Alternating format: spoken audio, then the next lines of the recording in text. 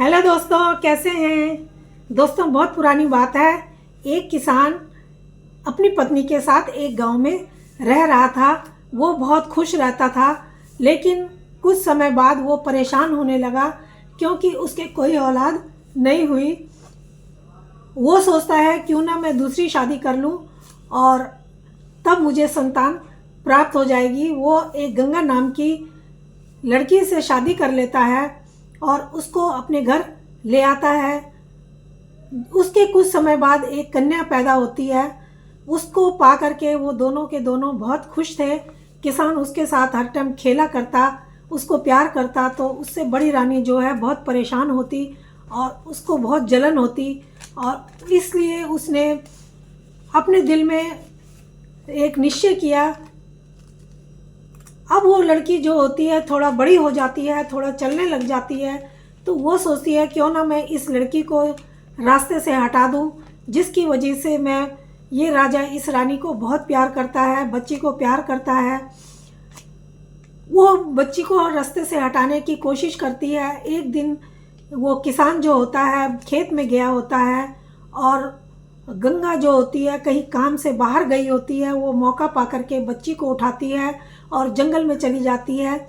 वहाँ जाकर वो झाड़ियों में उस बच्ची को फेंक देती है और वापस आने लगती है। जब वो वापस आती है तो वो बच्ची बहुत जोर शोर से रोने लगती है नीचे गिर के, लेकिन उसको जरा भी दया नहीं आती। वो पीछे मुड़कर जरा भी नहीं देखती और सीधा अपने यहाँ गांव में अपने घर आ जाती है। जब वो आ जाती है तो वहाँ एक पेड़ पर एक बंदरिया बैठी हुई थी। वो बच्ची बहुत रो रही थी, बिलख रही थी। बंदरिया के पास भी छोटे छोटे दो बच्चे थे। वो जब देखती है कि कोई बच्चे की रोने की आवाज़ आ रही है तो बंदरिया वहाँ पर दौड़ी दौड़ी जाती है। देखती है एक झाड़ी में बच्चा पड़ा हुआ है छोटा सा। वो उसको गोदी में उठा लेती है। बच्चा तब भी रोना बंद नहीं करता। वो तो अपनी माँ को ढूंढ रहा था। वो बंदरिया उस बच्चे को लेकर के आती है और उसको बच्चे को एक पेड़ से फल तोड़ती है और उसका रस बच्चे के मुंह में डालती है। तो जैसे बच्चे के मुंह में वो रस पड़ता है, बच्चा उसका रस को चाटने लगता है और चुप हो जाता है। बच्चा थोड़ी देर में शांत हो जाता है और उसको नींद आ जाती है। बंदरिया उसको अपने गोद में बैठाए रखती है, पकड़ के रखती है, उसको बहुत लाड करती है। अब बंदरिया कहती सोचती है मेरे पर जिम्मेवारी आ गई है इस बच्चे की, इसका कोई नहीं है। तो बंदरिया उस बच्चे को भी अपने बच्चों के साथ में पालने लगती है। अब एक दिन वहाँ से एक साधु महात्मा निकल रहे थे, जिनकी वहीं पास में ही एक कुटिया थी। बंदरिया उस कुटिया में साधु के पास अपने बच्चों के साथ कभी कभी जाया भी करती थी। जब साधु उस बंदरिया के पास बच्चा देखता है तो साधु वहाँ पर आता है, बंदरिया को पुचकारता है और कहता है ये बच्चा तूने पाक संभाल कर बहुत नेक काम किया है, बहुत अच्छा तूने किया है इस बच्चे को संभाल के। वो अब मैं इस बच्चे को पालूंगा, मैं इस बच्चे को अपने पास रखूंगा। साधु महाराज जो होते हैं बच्चे को ले जाते हैं, तो बंदरिया भी साधु के साथ वहीं अपने बच्चों को लेकर के चली जाती है। अब धीरे साधु उस बच्ची को, उस साधु के कोई बच्चा नहीं होता, वो अपने बच्चे की तरह उसको प्यार करता है, पालता पोसता है। वो लड़की अब बड़ी होने लगी थी। अब जब वो लड़की बड़ी होती है तो घर भी संभालने लगती है, महात्मा के लिए खाना भी बनाने लगती है। अब एक दिन महात्मा कहते हैं कि मैं तीर्थ यात्रा पर जा रहा हूँ और अब तुम घर में रहना। मैंने सारा राशन पानी सब कुछ घर के अंदर भर दिया है, लकड़ियाँ भी भर दी है, तुम्हें बाहर बिल्कुल जाने की ज़रूरत नहीं है। मैं आ जाऊँगा तो तुम यहाँ पर, तुम्हारी साथ में बंदरिया भी है, तो तुम साथ में यहाँ पर रहो, मैं तीर्थ यात्रा करके आता हूँ। अब वो वहाँ रह रही थी। एक बार क्या होता है कि वो आग जला करके बहुत, वो साधु ने उसको पूजा पाठ करना सिखा दिया था। साधु महाराज जब भी पूजा पाठ करते तो वो लड़की जो होती है उनके पास बैठा करती थी। वो सारे मंत्र और सारा पूजा पाठ सीख चुकी होती है। अब जब साधु महाराज बाहर जाते हैं तो वो लड़की पूजा पाठ करती, उसके बाद ही कुछ खाया करती। अब जब ऐसा वो कर रही थी, एक दिन बंदरिया के बच्चे को शैतानी सूझती है और वो सारा खाना गिरा देता है और सारी चीज़ों को भी बिखेर, इधर उधर पटक कर बिखेर देता है। वो आती है, बहुत निराश होती है, खाना सारा गिर गया था। अब वो सोचती है मैं इनको क्या खिलाऊं और ख़ुद भी क्या खाऊं। तभी बंदरिया का बच्चा जो होता है उसको वो डांटती है, और डांटती है जब तो वो बंदरिया का बच्चा जो होता है गुस्से में चूल्हे के अंदर पानी डाल देता है। जब वो पानी डाल देता है उसमें तो आग बुझ जाती है। आग बुझ जाने के कारण अब वो खाना कैसे बनाए, अब उसको चिंता होती है। वो थोड़ा बाहर निकलती है और इधर उधर देखती है। उसको थोड़ी दूर पर एक धुआं उड़ता हुआ दिखाई देता है। वो वहाँ जाती है, देख सोचती है वहाँ ज़रूर आग जल रही होगी जहाँ धुआं उठ रहा है। वो वहाँ पर जाती है और वह दरवाज़ा खटकाती है। वहाँ से एक बुढ़िया बाहर निकल कर आती है। बुढ़िया कोई साधारण बुढ़िया नहीं थी, वो एक लुटेरी थी। वो लोगों को लूटने का काम किया करती थी। अब अपने दरवाजे पर इतनी सुंदर लड़की को देख करके बुढ़िया सोचती है कि अगर मेरा बेटा यहाँ पर होता तो मैं इसको अंदर हम कैद कर लेते, लेकिन बेटा उसका वहाँ पर नहीं था। वो तो किसी को लूटने के लिए बाहर गया हुआ था। वो सोचती है जब तक मेरा बेटा आता है मैं इसको यहाँ पर उलझा के रखूँ। तो बुढ़िया उसको कहती है कि बेटा मैं बहुत बूढ़ी हो गई हूँ, तुम मेरे ये जो बाजरा है इसको चक्की में पीस दो, मुझसे ये नहीं पीसा जाता। तो वो जो लड़की होती है कहती है ठीक है मैं इसको पीस देती हूँ, तुम फिर मेरे को आग दे देना। वो उसको पीसती है। बुढ़िया फिर बहाना लगाती है, कहती है आग तो मैं दे दूँगी, लेकिन बेटा मेरा घर बहुत गंदा हो गया है, तुम इसको साफ़ कर दो। वो वहाँ बुढ़िया का घर फटाफट साफ़ करती है और फिर आग मांगती है। बुढ़िया फिर बहाना लगाती है और बाहर देखती रहती है कि उसका बेटा नहीं आया। उसको अपने लड़के के ऊपर बहुत गुस्सा आ रहा होता है। फिर बुढ़िया बहाना लगाती है, कहती है कि तुम ये पानी मेरे घर में ख़त्म हो गया है, कुएं का पानी सूख गया है, तुम मुझे इस घड़े में पानी ला दो। वो लड़की घड़ा उठाती है और चल देती है, पानी लेके फटाफट आती है, फिर आग मांगती है। अब उसने सोच लिया था कि अब वो कुछ नहीं करेगी और चाहे आग मिले ना मिले वो यहाँ से चली जाएगी। वो कहती है बुढ़िया माई अब आग दे दो। वो कहती है बुढ़िया माई कि नहीं, फिर बहाना लगाने लगती है। तो बुढ़िया माई कहती है ठीक है तुम अब जब जा ही रही हो तो ये लो, और उसको बाजरा भर के उसमें थैली में दे देती है, एक थैली में जिसके नीचे छेद कर देती है, और उसको 2 लड्डू भी देती है। वो लड्डू कोई साधारण लड्डू नहीं होते। वो उस लड्डू को लेकर के और बाजरे को लेके वो लड़की जब चलती है तो उसके नीचे उस बुढ़िया ने छेद कर दिया था। जहाँ जहाँ वो जा रही थी सारा बाजरा वहाँ गिरता जा रहा था, जिससे पता चल जाए कि लड़की कहाँ गई है। जब लड़का घर में आता है बुढ़िया का, बुढ़िया उसको बताती है, उसको डांटती है, कहती है इतने सुंदर शिकार हाथ लगा था लेकिन तू इतना लेट आ रहा है। मैंने उसको तो काफ़ी रोकने की कोशिश की पर तू आया नहीं। अब तू ऐसा कर कि मैंने उसको बाजरा दिया था जिसमें थैली के नीचे छेद कर दिया था, वो जहाँ गई होगी बाजरा गिरा होगा, तो उसके घर जा। अब वो लड़का ऐसा ही करता है और उसके घर पे पहुंच जाता है। जब उसके घर पहुंचता है दरवाज़ा खटकाता है तो दरवाज़ा नहीं खुलता, क्योंकि उस लड़की ने घर जाके खाना बनाया और बंदरिया के बच्चों को खिलाया और ख़ुद भी खाया।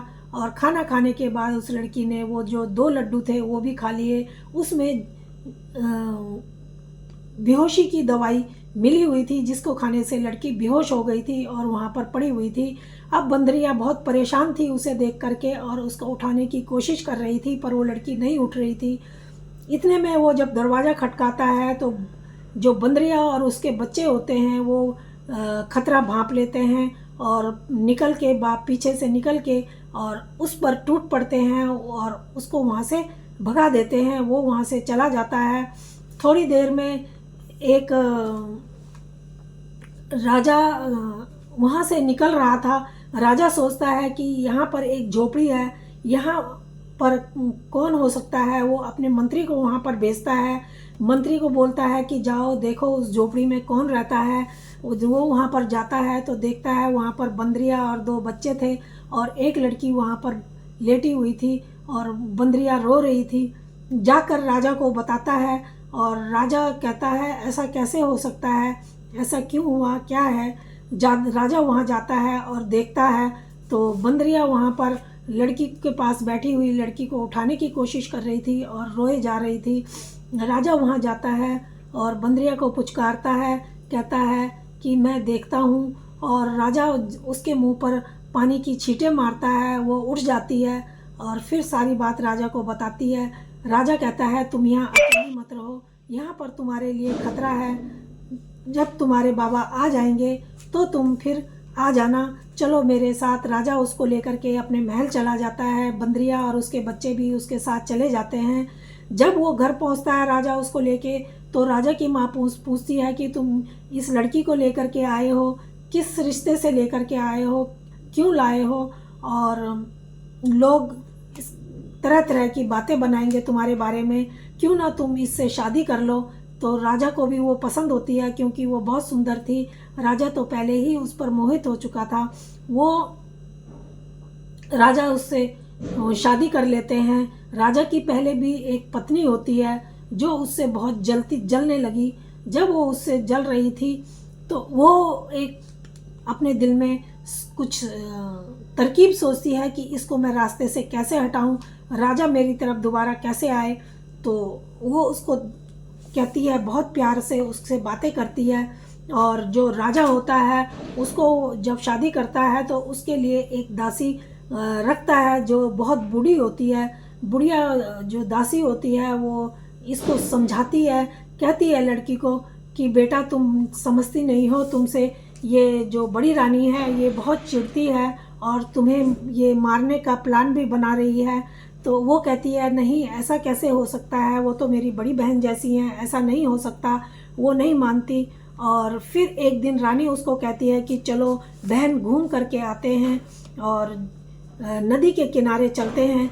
वो उसको लेके नदी के किनारे चलती है और वहाँ जा कर के पहले तो वो घूमते हैं, फिर एक कहती है देखो तुम कितनी सुंदर लग रही हो और ये पानी में अपनी परछाई देखो, नदी में वो उसको परछाई देखने को कहती है। वो जैसे ही नदी में परछाई देखने के लिए ज्योति झुकती है तो पीछे से जो बड़ी रानी होती है वो उसको धक्का दे देती है, जिससे वो नदी में गिर जाती है और बहने लगती है। अब वो बहते बहते दूर निकल जाती है। रानी वापस घर आती है और सोचती है अब तो वो मर गई, अब मेरा ही राजपाट है। अब घर आती है तो राजा थोड़ी देर में, जब बाद में शाम को घर आते हैं तो राजा छोटी रानी को ना पा करके इधर उधर अपने सेवकों से पूछते हैं। वो कहते हैं हमने तो देखा नहीं है, कहाँ गई है। वो बड़ी रानी से पूछते हैं, रानी भी मना करती है कि मुझे तो नहीं पता वो कहाँ गई, कब गई। तो राजा कहते हैं वो कहाँ गई होगी, कब गई होगी, वो मिल क्यों नहीं रही। अपने राज्य में भी ढूंढवाते हैं सैनिकों से, पर वो कहीं नहीं दिखाई देती। अब राजा बहुत परेशान होते हैं, वो खाना पीना भी उसकी याद में छोड़ देते हैं और राजा उसको ढूंढने पर लग जाते हैं, लेकिन वो कहीं मिल नहीं रही थी। इतने में जो बाबा होते हैं वो अपनी यात्रा पूरी करके आते हैं और बाबा जब उसको वहाँ पर देखते हैं कि ना तो वहाँ ज्योति है, ना बंदरिया है, ना बंदरिया के बच्चे हैं, तो बाबा को खबर मिलती है कि राजा आए थे और उससे वो शादी करके महल, राजा ने उससे शादी कर लिया है।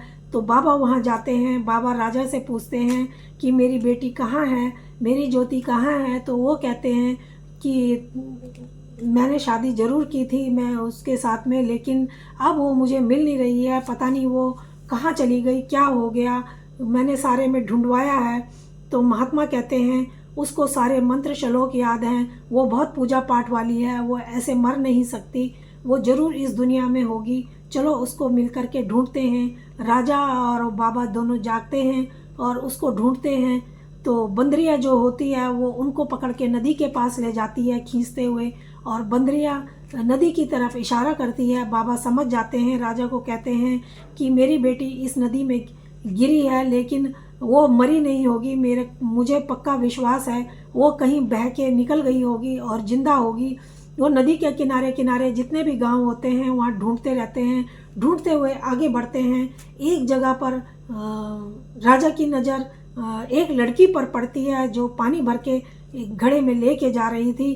राजा उसको पहचानते हैं, वो कहते हैं यही मेरी रानी है। तो राजा बाबा के साथ जब वहाँ जाते हैं तो वो लड़की एक घर के अंदर घुस जाती है। जब वो लड़की घर के अंदर घुसती है, राजा और बाबा वहाँ जाते हैं, दरवाज़ा खटकाते हैं। एक औरत बाहर आती है कि वो पूछती है क्या काम है, किससे मिलना है। राजा कहते हैं मेरी पत्नी अभी अभी यहाँ अंदर गई है, इसके अंदर आई है घर के अंदर। वो कहती है यहाँ किसी की पत्नी नहीं रहती, यहाँ मैं और मेरी बेटी रहते हैं। फिर वो बंदरिया भी उस घर के अंदर घुसती है, दरवाज़ा खुला हुआ था।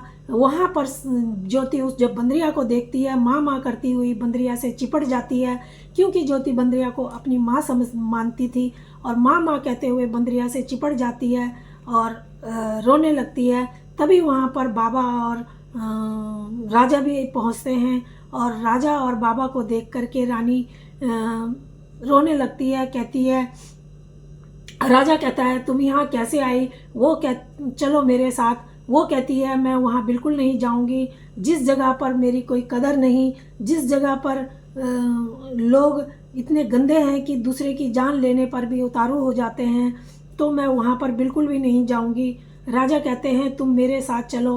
और वो जब सारी बात बताती है तो बाबा और राजा उसको लेकर के अपने साथ जाते हैं और वहाँ पर जाते हैं और महल में जब रानी उसको देखती है ज्योति को तो बहुत अचंभित हो जाती है। वो तो सोच रही थी कि वो तो मर गई, अब उसका खेल ख़त्म है। तो जब उसको देखती है तो अचंभे में पड़ जाती है। और फिर जो राजा होते हैं वो रानी को कहते हैं कि तुमने अच्छा नहीं किया और अब तुम्हें सज़ा ज़रूर मिलेगी। अब राजा जो होते हैं उस रानी को मृत्यु दंड देते हैं और जो छोटी रानी होती है उसके साथ में अपने महल में आराम से रहने लगते हैं। उसके बाद जो बाबा होते हैं वो अपनी कुटिया में वापस चले जाते हैं और पूजा ध्यान में लग जाते हैं।